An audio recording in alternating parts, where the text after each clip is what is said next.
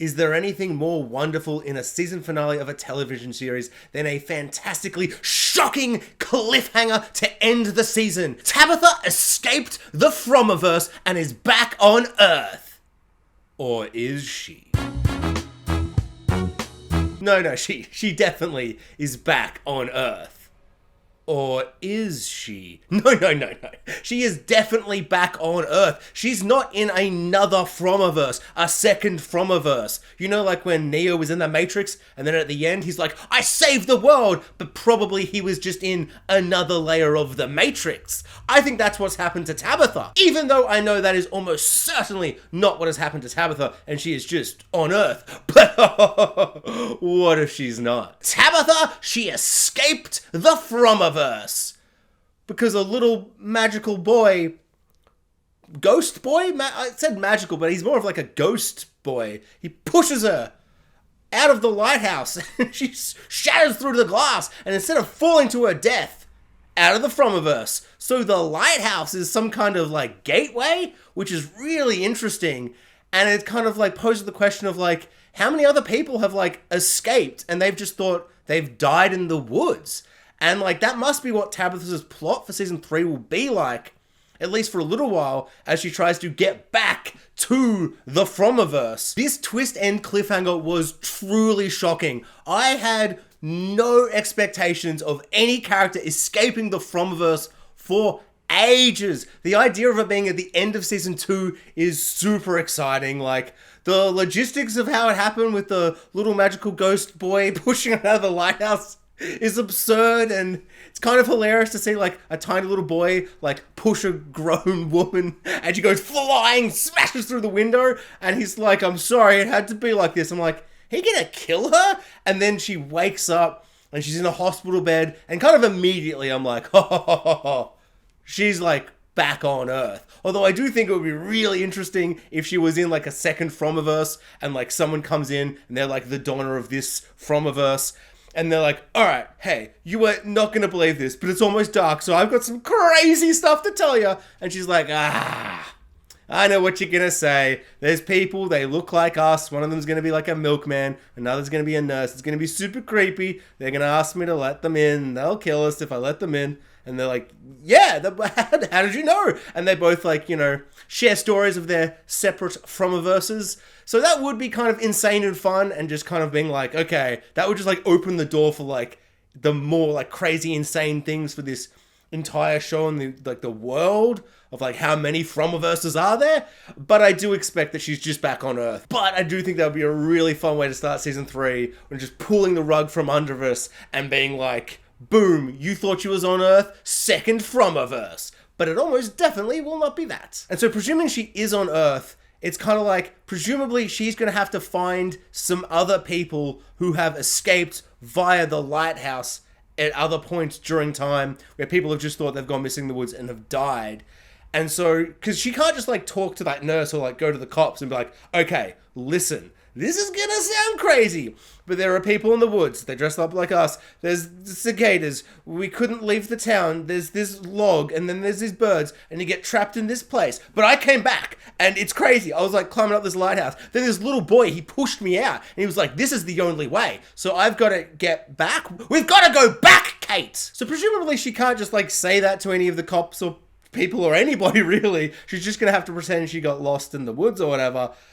And presumably she's smart enough to know that if she says anything like that, it like explains anything about what's happened to her in the last 2 seasons, it's just going to sound like hot nonsense. Because everything in this show, you know, if someone said that to me in the real world, I'd be like, that's hot nonsense. That's hot, glorious nonsense. Oh, I love this show. But yeah, you just not believe it flat out. You'd be like, that's truly insane. And she'll be locked up. So she's not going to be able to tell anybody, so she's probably gonna have to like go on forums or go on like a subreddit or something and be like, I've come back from the From-iverse, you know, and there'll be like a subreddit about, do you know about the log and the birds? I've survived. And she'll find like a a group of people who have survived, and they'll try and like get back, Lost style. I think a really fun way to start season 3 would be Tabitha, before she's gone on the subreddits and found her crew of people who have also escaped. She's just like driving down roads, and we get a montage where she just keeps driving and like sleeping in the car and driving, and we're like, what's she trying to do? And then finally she drives and she finds a log, and she gets out of the car and she's like, I found it, a log. And then she's like looking around, looking for the birds. No birds. And then she looks at the log and she's like, oh, it's just a log that's fallen on the road. And like a truck pulls up and he's like towing the log away, and he's like, sorry about that, ma'am, something. And she's like, no! And then it cuts to her family and they're all crying because they think she's dead. Opening credits, cold open. Actually, that doesn't sound as fun as it was in my head. That's incredibly tragic, but I think that would be a fantastic way to start season 3. Tabitha really is the perfect character to send back to Earth and to trap her there alone. It like isn't like a celebration. It isn't like an exciting thing. Like, I love how when she opens the thing and we get the reveal, she isn't like, yes, I was actually planning on divorcing my husband anyway. We haven't made up. My kids, they'll be fine. They got each other. I can be free again. I can date again. And she just like goes to like Vegas or Tijuana or something and just parties or whatever. Like, she's not that type of person. She's like opens it and she's so sad and so heartbroken that she's like left her family behind. So she's the perfect character, and it's also really clever to have one of the main characters from that first family that kind of enters From in season 1 to be the character that leaves, just because they kind of feel like like the mainest of the main characters. Even though, as I say that, Boyd is clearly the main character. But I don't think Boyd's the one to send out. Like, Tabitha's the perfect one. You wouldn't want to send Jim either, just because I feel like that kind of motherly bond to the kids and that separation, I just think that's going to work and kind of play into the more kind of tragic, heartbreaking kind of story that's going to, you know, transpire over season 3, presumably. Super curious what people think about how Tabitha is going to try and get back to the From-iverse, or suggestions of maybe people we think have died but might be in like on Earth that the little boy has pushed out. My first thought was like, bloody Vincent said his mum did the same thing as Tabitha, that's why she was going this way. But he did say that he saw her body. And I wonder if maybe we're going to get a flashback that reveals that maybe he didn't actually see her body and that he's mistaken the body for someone else. I don't really know how that would really make sense. Just that maybe like his like brain as a kid, like, you know, like his memory, when he was a kid is just wrong. So he just remembers seeing his mom's body, but actually she survived the same way Tabitha did, because Tabitha was following her directions, I'm pretty sure. So I don't know. I think that's like the only character I'm like, oh, what if she could be on the subreddits? Vincent's mum, who would be incredibly old. Oh, wait, no. For a second, I'm like, he's like 80. He's not 80. He just looks old. I feel mean for saying that. I look old. I mean, not that old. Older than I'd like, though, to be honest. Yeah, no, I'm calling it. Vincent's mum there. And probably like 2 or 3 other characters that we don't know yet that have just like happened to escape. So, question 1 of the escape to Earth. I forgot what it was called for a second. To Earth, she escapes because little boy pushes her out. So, what is this little magical ghost boy thingy? What is he?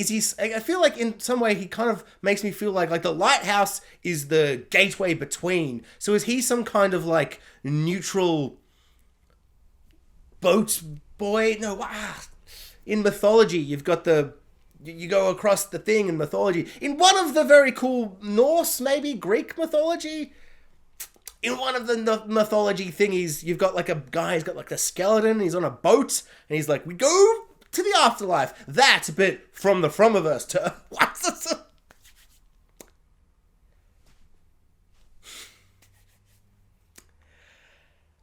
I want to say it's on the tip of my tongue, but it's not on the tip. The ferryman!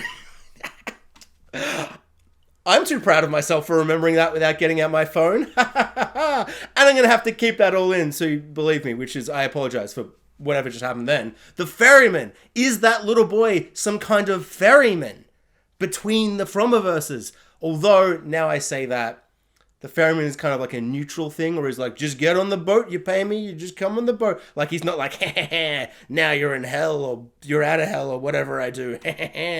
So the boy seems intent on helping them escape. So like a ferryman, but like a good guy ferryman. That's like my best guess right now. Like, he wants to help them escape, but why? There must be something to do with the lighthouse. I feel like the lighthouse is the origins. I love Sarah's theory. When someone dies, their fears become part of this universe. So I love the idea that this universe started from maybe like, I don't know, like the wood, like the log fell, a car crashed, there were birds, they died. And it's some kind of incredibly tragic thing where it just created this universe where they're trapped there, and the little boy is a part of that, and the other kids are a part of it. But then what's with the lighthouse? I feel like him pushing them out of the lighthouse to leave, there's got to be some kind of symbolism there, or some kind of thing, some kind of tragic past of like, some, you know how like with ghosts, they're like, they died this way, and so they're stuck haunting the chimney because they died in a chimney. Sometimes ghosts are like that, right? Or whatever. You know, like they die in the house, and the house has got like haunted ghosts all in it, and like that whole area is kind of tainted by the evil that's taken place. So I wonder, did something really horrible happen in the lighthouse? Did someone push that boy out of the lighthouse to create this world of fear and doom and awfulness or something? That's where my kind of brain is at the moment with the lighthouse. So last week I said that Randall died and that the bugs crawled into his mouth and he died. I spent way too long talking about it, and yeah, he didn't. So I was wrong because I am an idiot. So pie on my face, or whatever that saying is. Yeah, I don't know. I don't even know why I thought he would die when the others were clearly not going to die and they were all going through the same thing. I don't know. I don't know what was going on in my brain. But clearly those three people were part of like the same thing, and the melody and the song. And I didn't really put it all together for some reason. Then like the previously of the finale, when they're like saying the melody was like with the nursery rhyme with the three, and you see the three of them get consumed by the bugs. I was like, oh yeah, it's all connected. I don't know why I didn't piece it all together. I guess I was getting too impressed and overwhelmed with just, you know, the lights and the colors and the sounds on the screen. So one thing I did find really interesting about them all waking up was we get Julie, and she wakes up and all her family's around and they're like, we love you. And then we got the other girl, withdrawing drug chick, whatever her name is, and she wakes up and her girlfriend is there and she's like, I love you. And they're like, ah. And then we cut to Randall, and he wakes up and he's all alone. And he just kind of looks around the room, and it was like a really shockingly like sad moment. I felt so much more empathy towards Randall in that one little scene than I felt for the whole show. He has been really unlikable, especially in the last couple episodes where he completely escalated and he just fell down a rabbit hole and he just took it all way too far and almost dragged Jim with him. So he's been really, really unlikable. But that moment where he's like sitting there alone and he just kind of realizes, like, one, he's wrong and, you know, it's magical or supernatural or whatever, something is going on. But also, he's alone. Like, he's pushed everyone away. They've just locked him up in a room by himself. And so I think it would be a really interesting way to kind of change this character and take him on a character arc next season of redemption. And I think that would be really interesting because he has done things that are pretty bad, but he didn't go as far as Sarah. Sarah's kind of like gone too far for a lot of people to actually truly forgive her, whereas Randall probably can come back and be like a heroic character. I would love by the end of season 3 or season 4, he is like one of the heroes trying to help them really survive and like stand out, like a bit of a Sawyer kind of arc, where you really, really like him and he kind of redeems himself fully just because he's been so unlikable. And I hope that that moment of reflection I saw in him as he woke up all alone after all this weird stuff happened, it indicates like a really interesting character arc they could take him on for season 3. Speaking of villains, we get a new villain this episode, a little minor villain to spice things up and make them feel like a season finale, slitting throats and shooting people and being generally an unnecessary element to the episode. And I have a theory as to why that is. But before I get to that, the setup of it is Boyd's son, whose name escapes me. He's like, hey, character guy, you had a mental breakdown because your wife died in her dreams. Understandable, but hey, bro, like, it's all good. It was nobody's fault. And that guy, immediately after, Mr. New Villain side character, he's like, You're right, it was nobody's fault. And he says it with such sinister undertones, and then he walks off with so much purpose. This guy is slouched around, and as soon as this guy is like giving him his like pep talk, it's all okay, he walks off after being uber sinister. He walks off with such purpose, just striding away. And that guy, Boyd's son, he's just like, ha ha ha, I'm so good at giving pep talks, ha ha ha. And then immediately after not realizing that guy is clearly going off to be a bad guy, his girlfriend rocks up and she's like, hey, let's get married right now. And he's like, that's a great idea. I mean, yeah, we're all going to die, so yes, I guess we'll do it now rather than later. But guys, I mean, I got to be honest, read the room. There are 3 people in evil bug-caused comas, and you're all just going to be, like, getting married? I don't know. I just felt like that was, like, they're just not reading the vibe of the room right now. It's not the time for weddings. Although, I guess, once again, pie on my face, or whatever that saying is, because if they hadn't had a wedding and Boyd hadn't come in and he's like, oh, I wouldn't miss this for the world, son. And then one of the characters is like, lights in the darkness, or there's no darkness without light, or, you know, yin and yang or whatever. They do a thing, and then he's like, oh, I've had an epiphany, which I cannot explain right now because then the audience would know what I am going to do. So I've got to hold that suspense. So I've just got to run out of the room, guys. But I have had an epiphany. Like you do in a TV show. Someone just says a line, and then out of nowhere, you just have an epiphany that saves the day. I love it. I love TV shows. I wish that happened in real life. Why does real life have to be so difficult? So he runs off, has the torch, and he realizes if I light the torch, the magical place appears again. Okay. I love it. I mean, whatever. It's just nonsense supernatural magic stuff. It's fine. And I don't really hate that he had the epiphany, but it just feels like he just has it. That's it. As I said, that's what TV shows do. So I kind of love it, but I kind of feel like it feels like just everything at the end just went whoop, boom, boom, boom, and it was just done. I was like, whoa, he solved all of that very quickly. But I also really didn't expect them to kill those 3 characters, so it makes sense. But because it felt so easy, I feel like the writers were writing, they're like, oh, this is so good, he's going to have an epiphany, it's a TV show, we can just do that. No one's going to think that's lazy, ha ha ha. And they're writing, and then someone's like, it is a bit weird that there's no conflict. Like, he's like not battered or bruised, he's just going to run in there, his wife's going to be like, don't smash the thing, and he's going to like, I reckon I'm gonna smash the thing. And so and then it's the whole season done. So someone's like, okay, but what if he's like bloody and bleeding and he's ragged? And they're like, how though? And they're like, what if this random character whose name we do not even have yet will have him shoot Boyd? And then Boyd will shoot him and it'll be a standoff. And it'll be like, action. And in theory, that is kind of interesting. It was very shocking when he like slit the guy's throat and he grabbed the guns. I'm like, what's he going to do? He's going to clip Boyd in the arm. Boyd's going to essentially be fine, but now he's like limping and he looks like there's been conflict and there's been a thing, but essentially like he just shot him and the guy died. I don't know. It's like, I don't know what I want. It's like, I don't know if I wanted him to survive because we don't need another villain to like have a redemption arc after going crazy. We've got that with Sarah. I think we're going to do a similar thing with Randall. So killing him is fine. And it's kind of horrible to put Boyd in that situation where he has to kill someone. And, you know, in a lot of ways, it was Boyd's fault for bringing the thing back. So it is kind of like a reckoning for Boyd. It's just so quick. It's so brief. It just like happens. And it feels like they're like trying to do it to be this big season finale thing. But for me, it just felt a bit kind of like, I don't know, when he died in the field, I was like, yeah, well, he wasn't going to kill Boyd. That would just be insane. Like, so I don't know. It just felt like an unnecessary thing to make it seem like what was happening. And this sounds like I didn't like it. I thought it was fine. I just think it feels a little bit shoehorned into the episode. Now, don't get me wrong. I love From and I loved this episode.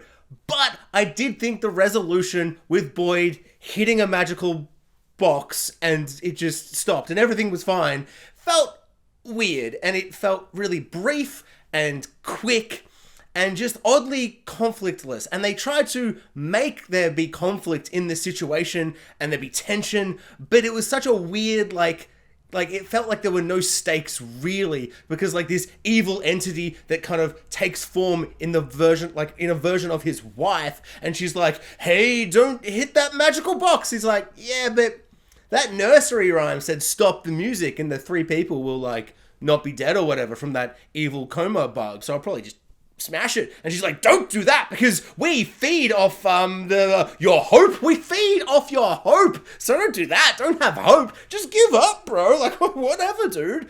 And Boyd's like, what? What if that's the worst, like, I don't know, villain speech? What even is that? Is a villain, like, tactics? Villain... Yeah, the villain just has no idea what he's doing. He's just like, yeah, we totally don't feed off fear, even though we absolutely definitely do, and you pretty much know that. We don't feed off fear. The forest feeds off hope. Why would it feed off hope? And he's like, actually, I will hit the box, and I will keep hold of hope. Of course he's gonna say that.